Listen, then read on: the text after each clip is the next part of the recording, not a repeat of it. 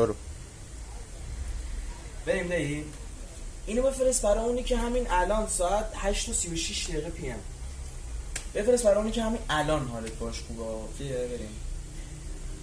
اصلا هیچ فرقی نداره پیش تو، چی کمه چی زیاد، فرقی نداره چی بپوشی، به تو همه چی میاد.